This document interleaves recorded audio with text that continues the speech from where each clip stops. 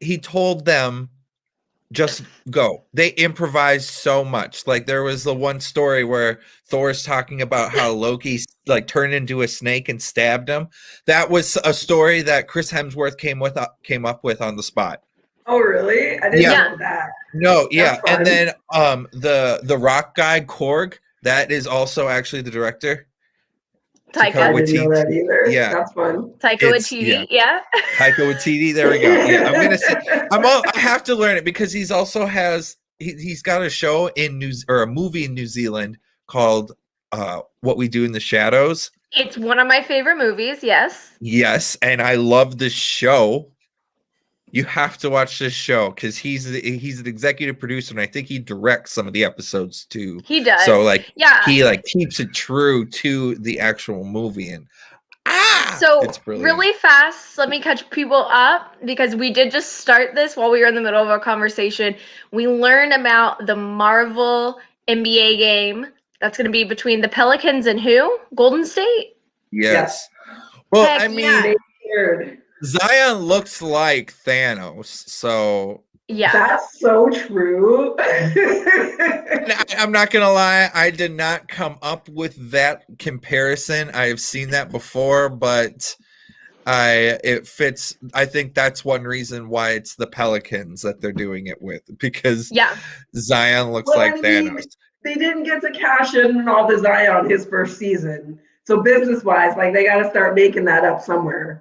Oh, true. Yeah.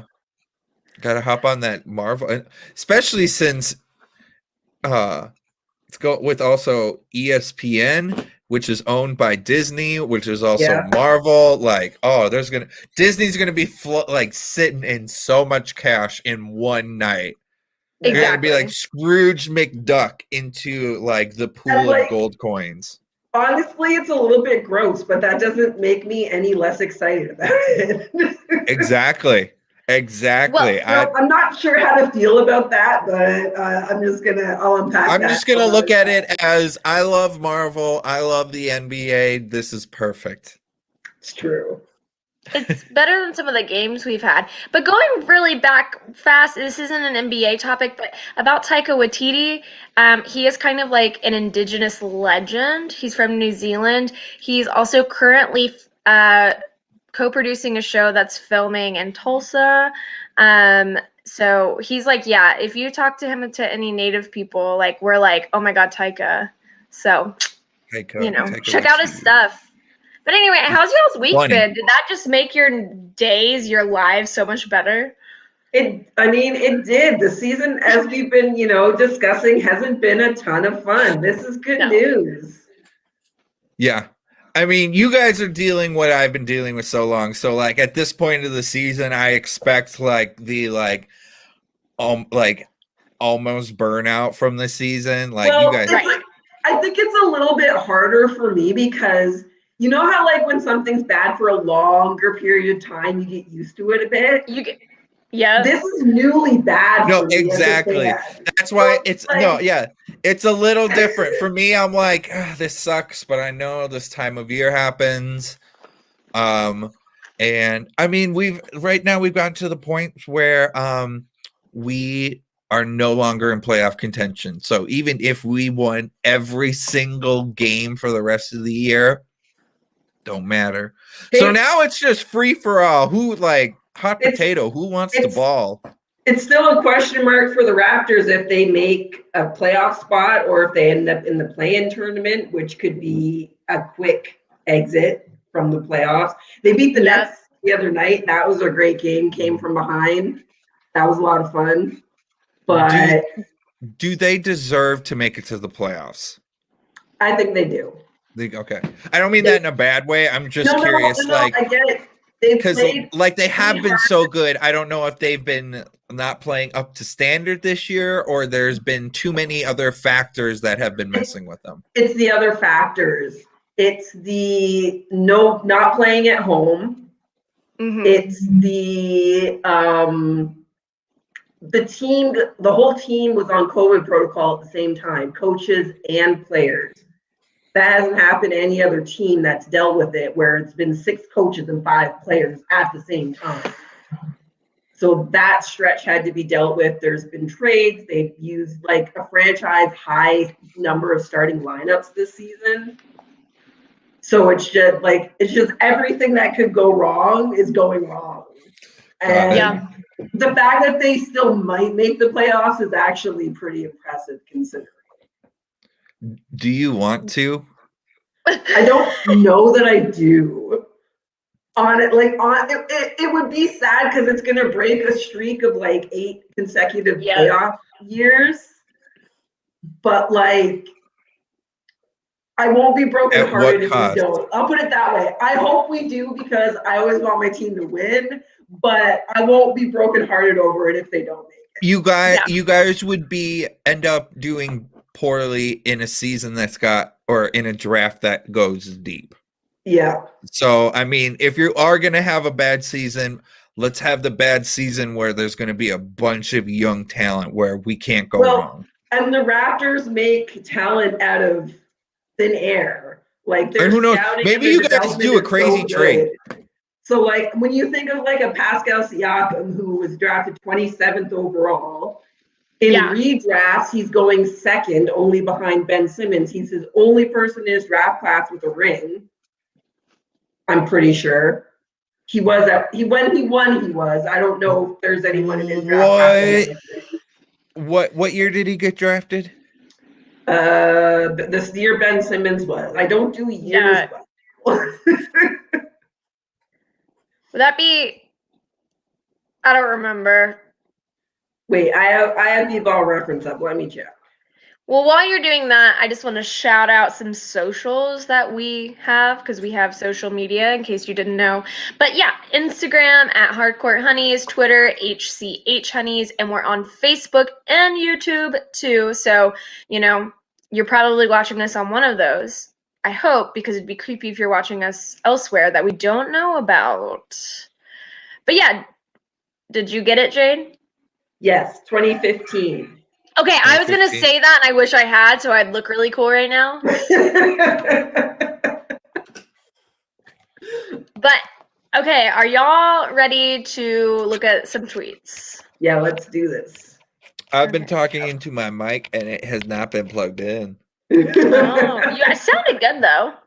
I'm a real professional. I didn't notice. Okay, so first tweet is from P at Para, and I don't know if I said that right, but shout out. Honestly, we're going to keep it real. Clippers fans are much better than Lakers fans. That Lakers fan base is bottom tier. And I would like to add that she later added that people are coming after her. So Lakers fans, come on. Y'all, you're the worst, right? Thoughts? I mean, because most of my personal Twitter following has been from actually interacting with fan bases on Twitter, fan bases have a personality. Yeah. Every Twitter fan base has a personality. And much like people, not all personalities are created equal. Ooh. That's all I'm going to say.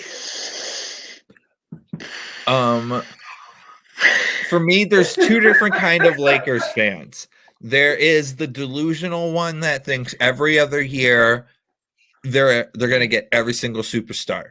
Yeah. And then you have the but one. Is it delusional though? Is it? LeBron James is there. He brought Anthony Davis. But like this is like an every year occurrence. Like it's like a Knicks thing where they think if any player is even closely associated to New York, they think, oh yeah, it's us. I get it. I'm playing devil's advocate a little bit, but like if I was a Lakers fan, if there was any fan base that could get away with it. And I get it. I don't like it. This is a shout out to you because he's my delusional Lakers fan, and I do get the argument. It's Los Angeles. It's the Lakers. Of course you're gonna want to play. Hollywood. I get that, but then I want to move out there. Then there is the rational Lakers fan where they will still hype up the team, but then they will be one of the first people that admit, nah, we're not that. Like when they had that 5-year stretch. Mm-hmm. Shout out to my friend Feek, who is one of those diehard Laker fan, but is also rational to realize, like, man, our starting lineup had Jordan Hill in it. Like, you're not going to win with that in the lineup. Like, no, like those are the two kind of fans I know. I would one like that to thinks submit one more type of Lakers fan. There's one Ooh. more type. There Me. is the Lakers fan who, because the Lakers have so many championships, thinks that makes them the best thing to ever happen to basketball, no matter how crappy the current team is. Mm-hmm. It's so true, though. That makes up a very specific segment of Lakers fans. And those are honestly probably the worst.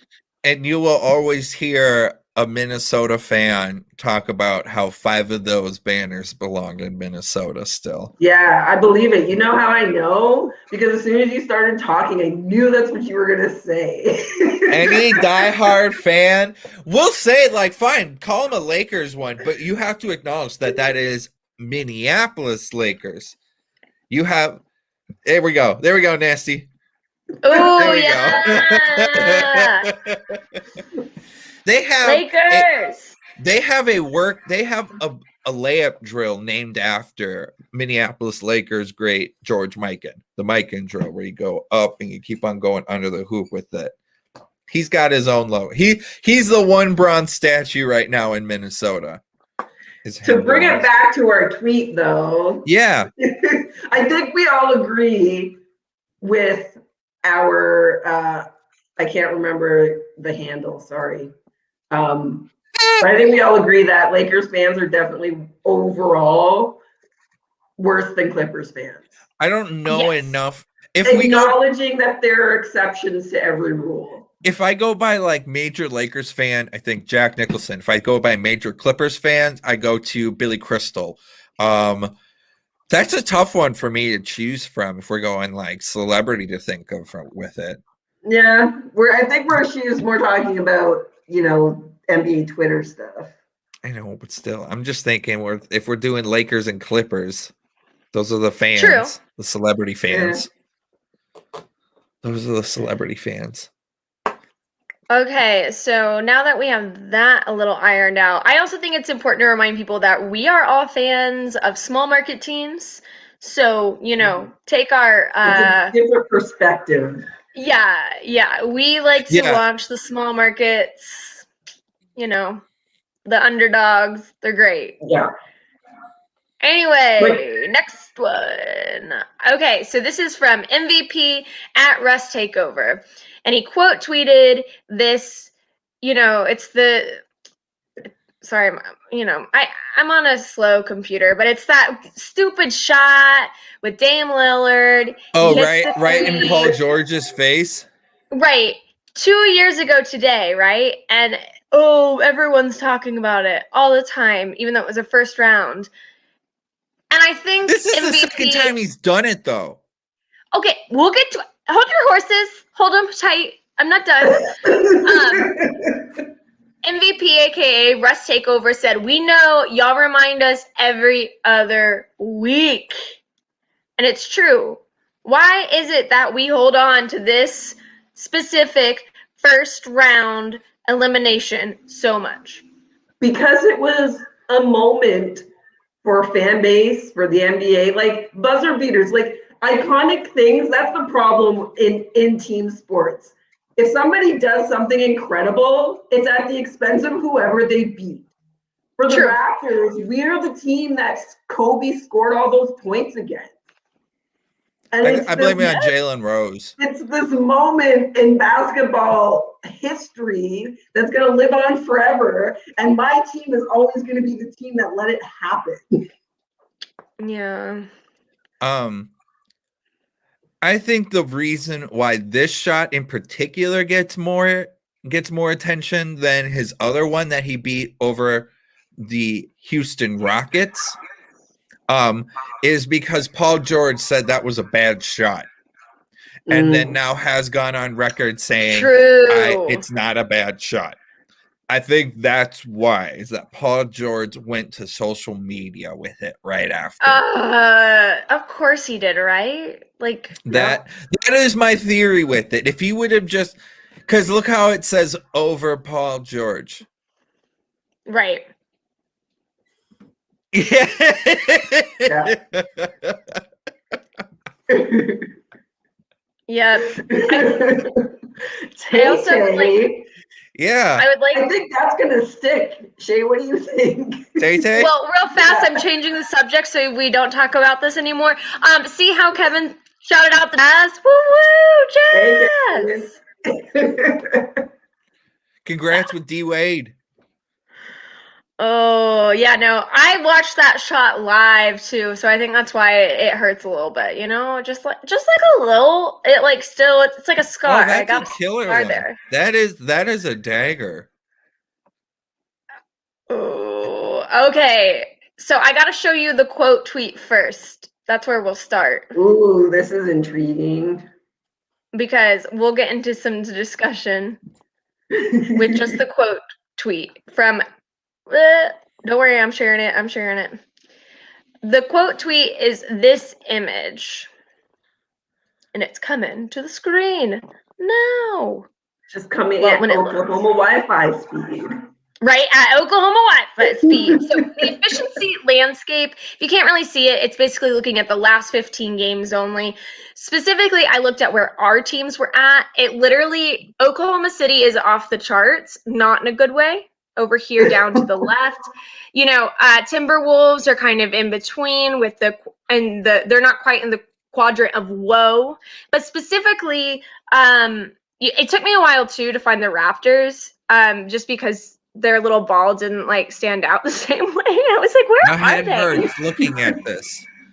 But I want you to look at where the Knicks are. See, number 3 at the net, number 13 offense, number 3 defense. They are in the quadrant of wow. Wow. Right? Wow. Yeah, I know. Dude, there's double entendre there that like wasn't even on purpose. Like just the fact that the Knicks are there is like, holy crap. Thibodeau, man. Well, and that's why we're looking at this tweet right here. I love it. From the Knicks wall at the Knicks wall. We have the Knicks, the 1972-1973 world champions, and then the 2021, the quadrant of wow. That's funny. But yeah, the Knicks right now, right? I mean, crazy. Shout out to Chaka and Parker and Effin Sports Podcast. We did a tweet this yesterday, I think it was. Just like what could save the season for you, no matter how improbable it is, if you're a bit like disinterested in the NBA season. And Chaka, of course, had something to say. Parker did too, but Chaka is relevant because he is a Knicks fan. Right. And that's what he said. Like, life is good if you're a Knicks fan for the first time in 2 decades. Yeah, no. Look, the Knicks, I know we don't love their ownership, manager, whatever his name is. I always forget his name. James Dolan, whatever. But let's talk about a team that maybe deserves a little bit in a season that is just hell on earth for us all. Well, LeBron James probably put it best. When the Knicks do good, it's good for the league. Yeah. True. When the Knicks do well, like you can see a bump in viewership and just total revenue. Yeah, completely. So when they're good, everything changes. Think about how expensive tickets will be if like the Knicks became like perennial like contenders every year, like in the 90s. Like, oh my gosh. Already unaffordable. So exactly. So, but there's still time. This is the thing with the Knicks. I can't imagine being a Knicks fan and not always feeling like you were waiting for the other shoe to drop. Ooh, yeah. After this amount of time. Like you're enjoying. I think if I was a Knicks fan, I'd be enjoying all the winning, of course. But there would still be a little voice in the back of my head that's like, is he going to screw it up? How is he going to screw it up? Yeah, he every other time he screws it up. Like, and there's it looks like always that potential. That potential is always there. It almost some of the times it looks like he's doing it on purpose. Like I don't know if that's the funny thing or the sad thing. I don't think he does it on purpose. I just don't think he can see around his own ego. He doesn't have it. ego. I wish I had stopped laughing to see if you could finish that with a straight face. He doesn't have an ego. It's not like he doesn't kick out people from his music venue he has. God, what a little pansy. Ugh. Oh no, I just got banned from him. Oh my gosh, this last tweet. As a major, you guys can nerd out on Marvel all you want. I will nerd out on Star Wars. So let's go. I also nerd out on Star Wars. So good. Going right over my head. Whatever. Live a little, Taylor. Anyway, Darth Raider at Darth Raiders. We have a Star Wars basketball meme. Oh my gosh. But it says anyone who didn't say LeBron James, and the question is basically who is the best player. And then it's Darth Vader saying regular people with high basketball IQs, and he's choking the guy anyone who didn't say LeBron. So, I felt like we were seen, because we as a podcast are constantly in this discussion about how LeBron's a good player, don't get me wrong, but let's talk about it. Like, people want to say with LeBron, it's all about the numbers. It's the numbers that make him the best. I don't think the numbers are enough. I think the other factors matter. I think the fact that Michael Jordan didn't have the freedom to go and join and create a super team because the league didn't offer players that much freedom at that time. Right. The contracts were not, like, we hadn't gone to the player empowerment movement hadn't started. Michael Jordan had to do it with wherever he was. He was loyal to his one team until he finished with it was Wizards, right? Yeah. But I just think, like, there's so many advantages socially, as much as we're still fighting a social battle. LeBron James benefited from a lot of social changes that Michael Jordan didn't have access to. That made his path to his numbers and his rings easier. And I think that matters in the conversation. Definitely. It definitely does.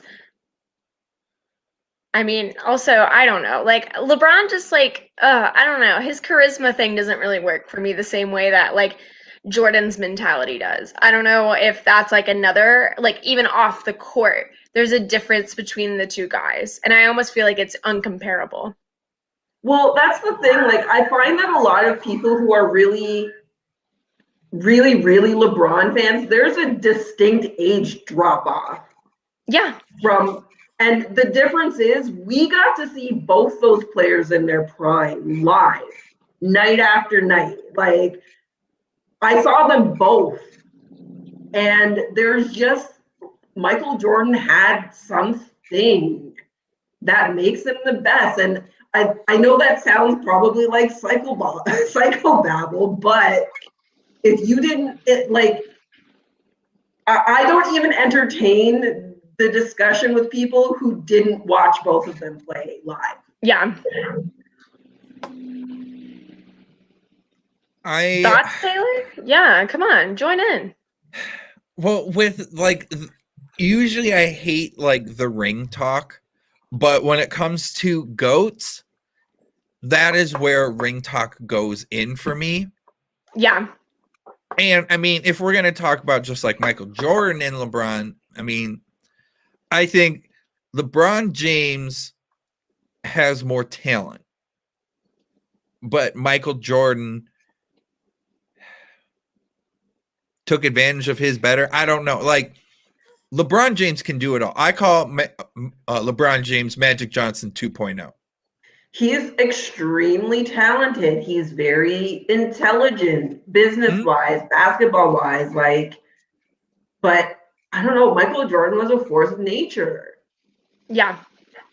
I think since he wasn't as personable as LeBron, I think LeBron being personable, I think, is his one downfall from being the greatest. Okay. Because he's too accessible. Yeah, because Michael Jordan was not accessible. No. He just was just like, screw That's you. interesting. That's really interesting because, Like from a psychological standpoint, we want the Right. things that are harder to reach all the time. That's always better. I've Like, never thought of that, actually. like That's look a really at good like point. the real person I'm going to be comparing Michael Jordan to is Kobe Bryant, because they Right. also have similar mentalities. Right. Yeah. Magic Johnson and LeBron James have very similar personalities. Mm. Yeah. When they walk into a room, they smile, they light up a room. Everyone wants to be with them. When Kobe, and at least Kobe for most of his career, not so much at the end of his career and post career, but he was really closed off and he was kind of a dick. Mm. Yeah. But just like Jordan. I think that speaks to your point that LeBron is more gifted, talented. Because, if you don't have to work quite as hard, you have more room to be out there. Mm-hmm. Yeah. Where you had to work so hard just to get better, like how hard Jordan worked and how hard he had to push his team. I don't think he had the energy to also be like, hey, adoring fans, it's a lot. I just always think my favorite basketball game is NBA Street Volume 2, and that was where they first introduced retro players, and that was Jordan's last season. So it had the Wizards Michael Jordan, and then it had the 96 Michael Jordan, and then it had the 85 Michael Jordan dunk contest where you could still see the gold chain on him. Oh, great. I love that. It was great. No, that is the best best basketball video game of all time. NBA Street Volume 2. Best soundtrack for a video game too. Ooh, now I just want to play video games all night. You want old school retro hip hop. But I just want to shout out everyone whose tweets we featured, everyone who watched. We had Kevin say that he saw the Knicks play at MSG. I did too, against the Thunder, and the Thunder won. And the Knicks were horrible, and the Thunder were actually decent, but still kind of horrible too. So, we've touched on a lot tonight. Various topics, some that we've talked about before, some that are new. But yeah, I appreciate everyone for tuning in and for supporting us. We've been growing on Twitter. Really appreciate that, all the support. And last thing before we end tonight, I just wanted to say that we are thinking of Terrence Clark's family. That is a situation that is just heartbreaking, and just another reason why it's good to appreciate the people in our lives while we have them, because we don't know what tomorrow holds. I'm grateful that I got to catch a couple of his games this year. And I really hope that his family feels at least a little bit of peace and comfort with everyone that's just, mourning with them as well. So we will be back on Tuesday with our regular episode, and stay safe this weekend, y'all. It's still COVID, so be, real careful with that too. Alrighty. Yeah. Bye. Happy Friday. Bye. Enjoy the weekend.